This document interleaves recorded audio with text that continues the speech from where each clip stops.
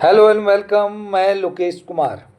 आज हम बात करेंगे इंटरलिंकिंग, वेबसाइट के इंटरलिंकिंग के बारे में, वेब पेज के इंटरलिंकिंग के बारे में, वेब पेज के ब्लॉग के इंटरलिंकिंग के बारे में और मोबाइल एप्लीकेशन के इंटरलिंकिंग के बारे में। ये आइदर डीप लिंकिंग बोल सकते हैं और या इन ऐप लिंकिंग बोल सकते हैं मोबाइल एप्लीकेशन में। अदरवाइज आप जब वेबसाइट पे डालते हैं तो इसको इंटरलिंकिंग बोलते हैं। तो आप जैसे अपनी वेबसाइट पे ब्लॉग पोस्ट या वेबसाइट कंटेंट पब्लिश करते हैं तो उससे रिलेवेंट अगर दूसरा मैचिंग कीवर्ड हो या डिफरेंट प्रोडक्ट अगर पेरेंट पेज पे हो तो आप इंटरलिंकिंग उस पर कर सकते हैं। अब इंटरलिंकिंग करते क्यों हैं? अब इंटरलिंकिंग इसलिए करते हैं कि आप अपने वेबसाइट का यूज़र को ज़्यादा समय उस पर दिलवाते हैं और सर्च इंजन को बताते हैं कि ये हमारा रिलीवेंसी है इस कीवर्ड का दूसरे कीवर्ड के साथ, तो वो भी एसईओ में सर्च इंजन ऑप्टिमाइजेशन में इफ़ेक्टिव होता है। अगर इसका डिटेल आप वीडियो देखना चाहते हैं तो आप लिंक में मतलब कमेंट में दिए हुए गए और डिस्क्रिप्शन में दिए हुए लिंक पे क्लिक करके इस वीडियो का फुल वर्जन आप देख सकते हैं। तो जैसा हम लोग डिस्कशन कर रहे थे कि इंटरलिंकिंग इसलिए फ़ायदा होता है कि जब आप अपनी वेबसाइट का लिंकिंग पे एक पेज का दूसरे पेज पे करते हैं तो सर्च इंजन इसको अच्छे तरीके से उसको रीड करता है और आपको वो मतलब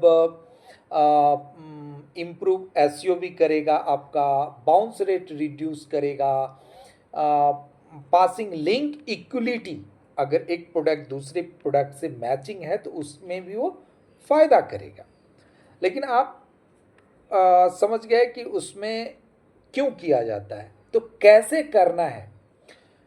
ऐसा नहीं कि आपने ब्लॉग पेज को डाला उस पर 5-10 हाइपरलिंक मतलब इंटरलिंकिंग कर दिया, ऐसा नहीं होता है।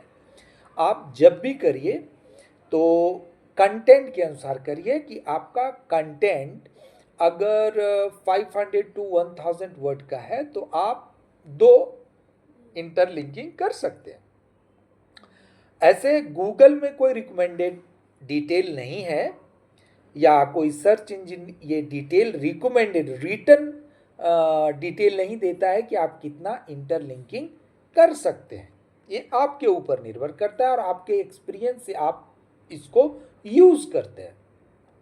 अगर आप सिमिलरली 1000 वर्ड से 2000 वर्ड तक जाते हैं तो आप 3 से 4 इंटरलिंक कर सकते हैं। अब इंटरलिंकिंग करेंगे तो अब आपको ये देखना है कि क्या नेक्स्ट ब्राउज़र में ओपन करूं या सेम पेज पे रखूं।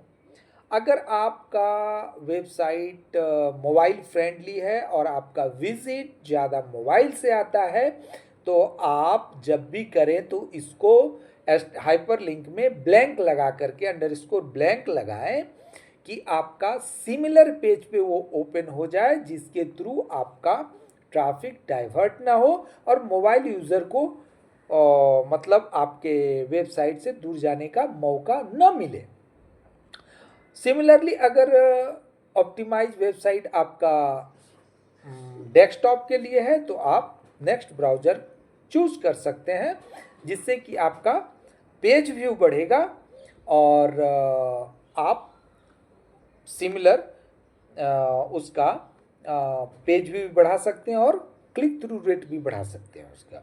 लेकिन आजकल 80 to 19% मोबाइल जनरेटेड ट्रैफिक होता है तो आपके लिए ये नेक्स्ट ब्राउज़र पे खोलना उचित नहीं है। तो आप ऐसा करें कि जब भी करें तो ये ब्लैंक लगाएं।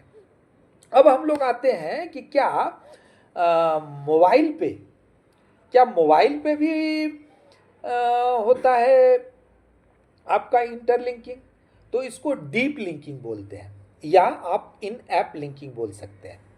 अगर कोई मोबाइल एप्लीकेशन पे कोई जैसे अबाउट अस देखते होंगे, अदर पेजेस, अदर प्रोडक्ट अगर देखते हैं, अगर उसको क्लिक करते हैं और वो टैब में या किसी ब्राउज़र में ओपन होता है तो उसको हम लोग डीप लिंकिंग बोलेंगे। और अगर जैसे आप सिमिलर सेक्शन में आप जैसे टैब के थ्रू उसको दिखाना चाहते हैं तो उसे आप डीप लिंकिंग नहीं बोल सकते। एक तरीके का वो हाइपर लिंकिंग है और वेब पेज पे ही इंटरनली वो कनेक्टेड है, तो इसे इंटरलिंकिंग ही कहते हैं। लेकिन एज पर मोबाइल एप्लीकेशन ये डीप लिंकिंग हुआ और इन ऐप लिंकिंग इसको हम लोग कहते हैं। इसका एसईओ में बेनिफिट रियली वेरी ग्रेट है, आप इसका इस्तेमाल कर सकते हैं। आप कमेंट बॉक्स में ये भी लिख सकते हैं कि आपका ये वीडियो कैसा लगा, इम्प्रूवमेंट आप सजेस्ट कर सकते हैं। थैंक यू, धन्यवाद।